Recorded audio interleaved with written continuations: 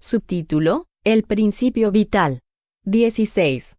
Cuando decimos que las plantas y los animales están formados por los mismos principios que constituyen los minerales, hablamos en sentido exclusivamente material, pues solo se trata del cuerpo. Sin referirnos al principio inteligente, que es una cuestión aparte, existe en la materia orgánica un principio especial, inaprehensible, que aún no se ha podido definir, el principio vital. Ese principio, que está activo en el ser vivo, se ha extinguido en el ser muerto, pero no por eso deja de conferirle a la sustancia propiedades características que la distinguen de las sustancias inorgánicas. La química, que descompone y recompone la mayor parte de los cuerpos inorgánicos, también consiguió descomponer los cuerpos orgánicos, pero nunca llegó a reconstituir ni siquiera una hoja muerta, lo que constituye una prueba evidente de que existe en los seres orgánicos algo que no existe en los inorgánicos. 17. ¿Será el principio vital algo distinto, que tiene existencia propia? O bien, integrado en el sistema de la unidad del elemento generador, no es más que un estado particular, una de las modificaciones del fluido cósmico universal, mediante la cual éste se convierte en el principio de vida, del mismo modo que se convierte en luz, fuego, calor, electricidad. En este último sentido, las comunicaciones que hemos reproducido más arriba resuelven el problema. Véase el capítulo 6, Uranografía general. No obstante, sea cual fuere la opinión que se tenga sobre la naturaleza del principio vital, lo cierto es que existe, pues observamos sus efectos.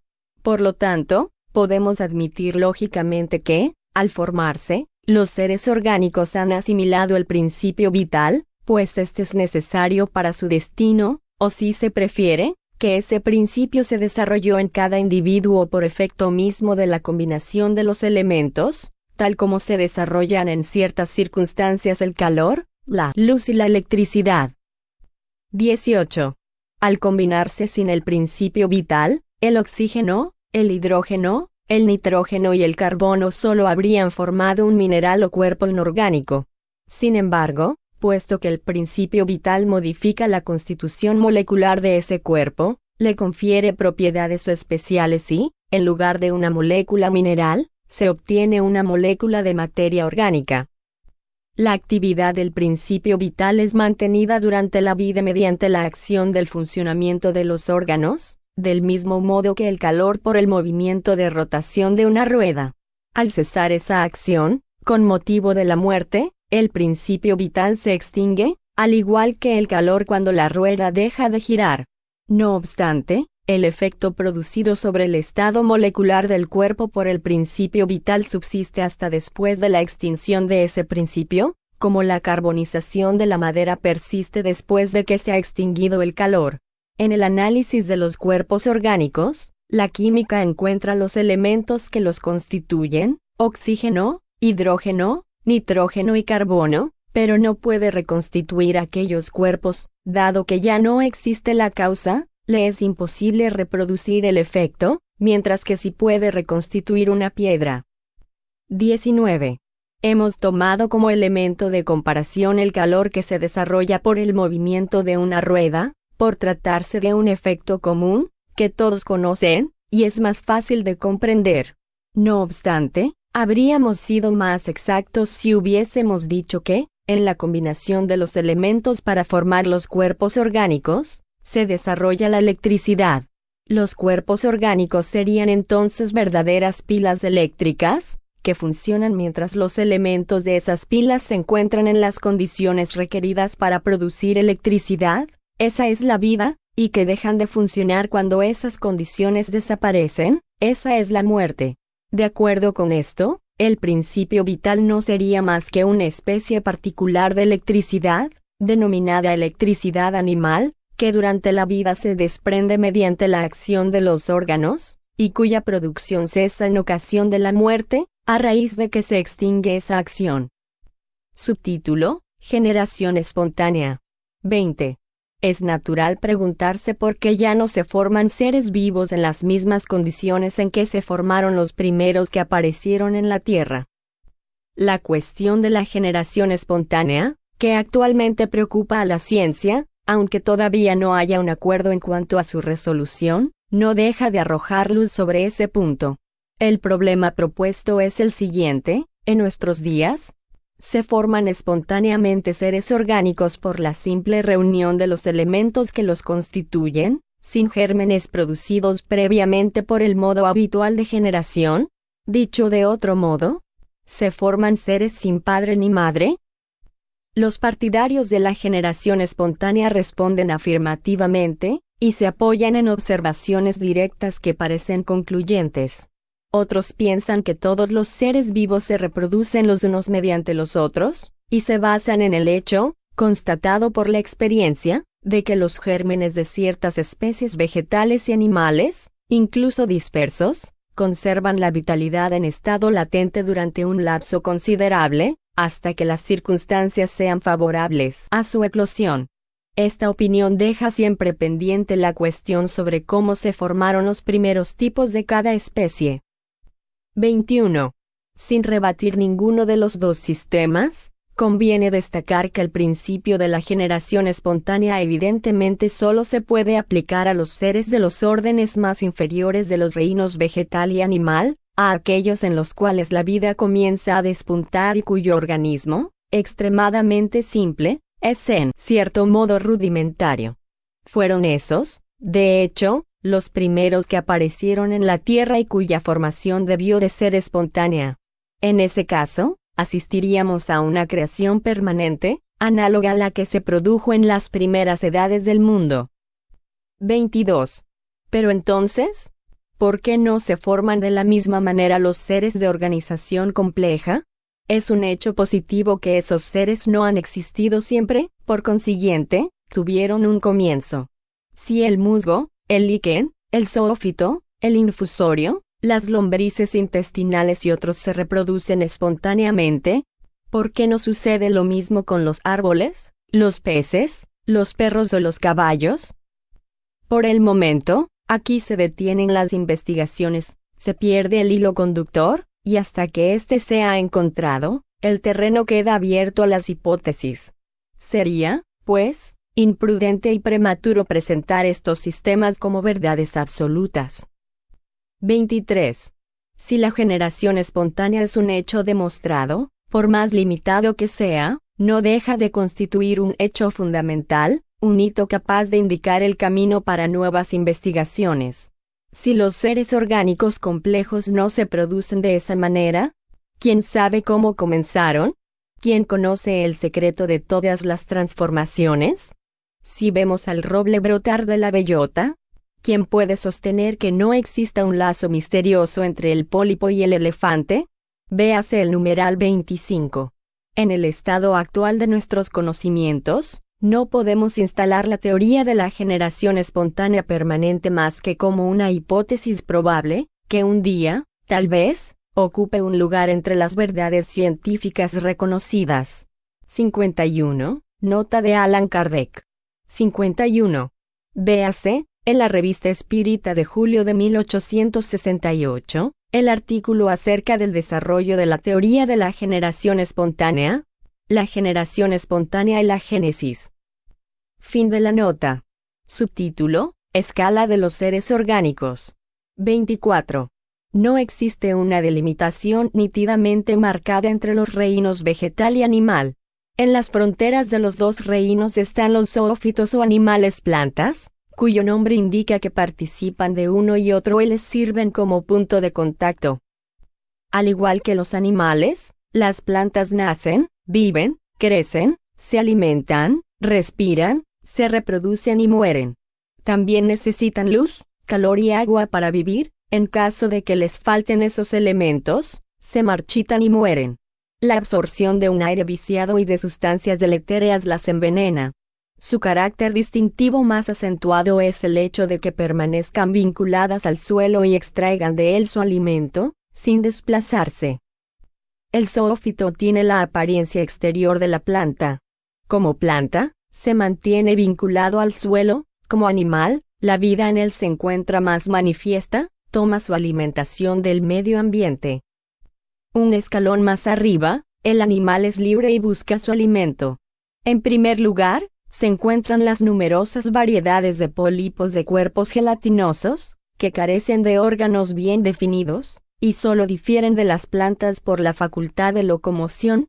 Siguen, en el orden del desarrollo de los órganos, de la actividad vital y del instinto, los helmintos o lombrices intestinales, los moluscos, animales carnosos desprovistos de huesos, algunos de los cuales están desnudos, como las babosas y los pulpos, y otros provistos de conchas, como el caracol y la ostra. Los crustáceos, cuya piel está cubierta con una corteza sólida, como el cangrejo y la langosta de mar. Los insectos, en los cuales la vida despliega una actividad prodigiosa y se manifiesta el instinto industrioso, como la hormiga, la abeja y la araña. Algunos experimentan metamorfosis, como la oruga, que se transforma en una delicada mariposa. Sigue, a continuación, el orden de los vertebrados, animales de esqueleto óseo, que comprende los peces, los reptiles, las aves y, por último, los mamíferos, cuya organización es la más completa. 25. Si se consideran solamente los dos puntos extremos de la cadena, sin duda no habrá aparentemente ninguna analogía, pero si se pasa de un eslabón al otro sin solución de continuidad, se llega sin una transición brusca de la planta a los animales vertebrados. Se comprende entonces que los animales de organización compleja no son más que una transformación o, si se prefiere, un desarrollo gradual, al comienzo imperceptible, de la especie inmediatamente inferior, y así sucesivamente, hasta el ser primitivo elemental. Entre la bellota y el roble la diferencia es muy importante, sin embargo, si acompañamos paso a paso el desarrollo de la bellota, llegaremos al roble, y ya no nos sorprenderemos de que éste provenga de una semilla tan pequeña. Por consiguiente, si la bellota encierra en estado latente los elementos apropiados para la formación de un árbol gigantesco, ¿por qué no ocurriría lo mismo desde el ácaro al elefante? Véase el numeral 23. Ante lo expuesto, se comprende que no exista la generación espontánea más que para los seres orgánicos elementales. Las especies superiores serían el resultado de las transformaciones sucesivas de esos mismos seres, a medida que las condiciones atmosféricas fueron propicias para ellos. Al adquirir cada especie la facultad de reproducirse, los cruzamientos dieron por resultado incontables variedades. Más tarde, una vez que la especie se instaló en condiciones de vitalidad duradera, ¿quién podría negar que los gérmenes primitivos de donde ella surgió hayan desaparecido a partir de entonces por ser inútiles? ¿Quién podría negar que nuestro ácaro actual es idéntico al que, de transformación en transformación, produjo al elefante? De ese modo se explicaría por qué no existe la generación espontánea entre los animales de organización compleja. Esta teoría, aunque no ha sido aceptada de manera definitiva, es la que tiende actualmente a predominar en la ciencia. Los investigadores serios la aceptan como la más racional entre todas las que existen. Subtítulo: El hombre corporal. 26. Desde el punto de vista corporal y puramente anatómico, el hombre pertenece a la clase de los mamíferos, de los cuales difiere únicamente por algunos matices en la forma exterior. En cuanto a lo demás, posee la misma composición química de los animales, los mismos órganos, las mismas funciones y los mismos modos de nutrición, de respiración, de secreción y de reproducción. El hombre nace, vive y muere en las mismas condiciones y, cuando muere, su cuerpo se descompone como el de todo ser viviente. No hay en su sangre, ni en su carne, ni en sus huesos, un átomo diferente de los que se encuentran en el cuerpo de los animales. Como estos, al morir devuelve a la tierra el oxígeno, el hidrógeno, el nitrógeno y el carbono que se habían combinado para formarlo, de modo que esos elementos, mediante nuevas combinaciones, van a formar nuevos cuerpos minerales, vegetales y animales. La analogía es tan grande que, cuando las experiencias no pueden hacerse en el propio hombre, sus funciones orgánicas se estudian en ciertos animales. 27. Dentro de la clase de los mamíferos, el hombre pertenece al orden de los bimanos. Inmediatamente por debajo de él están los cuadrumanos, animales de 4 manos, o monos, algunos de los cuales, como el orangután y el chimpancé, tienen cierto parecido con el hombre, a tal punto que durante mucho tiempo se los denominó hombres de los bosques. Como el hombre, esos monos caminan erguidos, usan palos como herramientas, construyen chozas y se llevan el alimento a la boca valiéndose de las manos, signos característicos. 28. Por poco que se observe la escala de los seres vivos, desde el punto de vista del organismo, se reconoce que desde el líquen hasta el árbol, y desde el zoófito hasta el hombre, existe una cadena que se eleva gradualmente sin solución de continuidad, y cuyos eslabones tienen, sin excepción, un punto de contacto con el eslabón precedente. Si se acompaña paso a paso la serie de los seres, podría decirse que cada especie es un perfeccionamiento, una transformación de la especie inmediatamente inferior. Dado que las condiciones del cuerpo del hombre son idénticas a las de los otros cuerpos, química y constitucionalmente, y dado que nace, vive y muere de la misma manera, también él debe de haberse formado en las mismas condiciones que los demás. 29. Aunque eso pueda costarle mucho a su orgullo, el hombre debe resignarse a no ver en tu cuerpo material más que el último eslabón de la animalidad en la tierra.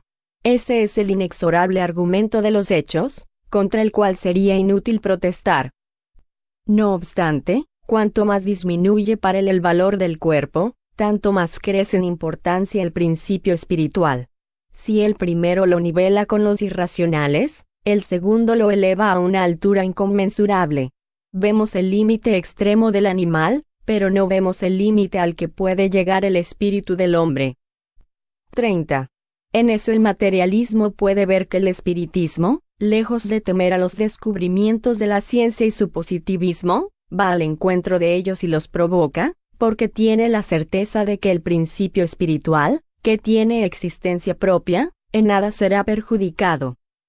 El espiritismo marcha a la par del materialismo en el campo de la materia, admite todo lo que el materialismo admite, pero avanza hasta más allá del punto donde éste se detiene.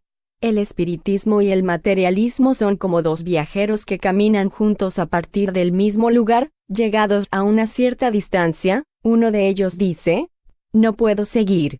El otro prosigue y descubre un nuevo mundo. ¿Por qué, entonces, el primero manifiesta que el segundo ha perdido la razón? Solo porque vislumbra nuevos horizontes y se decide a trasponer los límites cuando el otro considera conveniente detenerse. ¿Acaso Cristóbal Colón no fue también tildado de loco porque creía en la existencia de un mundo más allá del océano? ¿Cuántos de esos locos sublimes han hecho avanzar a la humanidad y entraron en la historia coronados de laureles después de que se les arrojó lodo? Pues bien, el espiritismo, esta locura del siglo XIX, según aquellos que se obstinan en permanecer ligados a la tierra, pone en evidencia un mundo mucho más importante para el hombre que América, ya que no todos los hombres van a América, mientras que todos, sin excepción, van al mundo de los espíritus y realizan incesantes travesías de uno a otro. Llegados al punto en que nos encontramos en relación con la Génesis, el materialismo se detiene, en tanto que el espiritismo prosigue sus investigaciones en el dominio de la Génesis espiritual.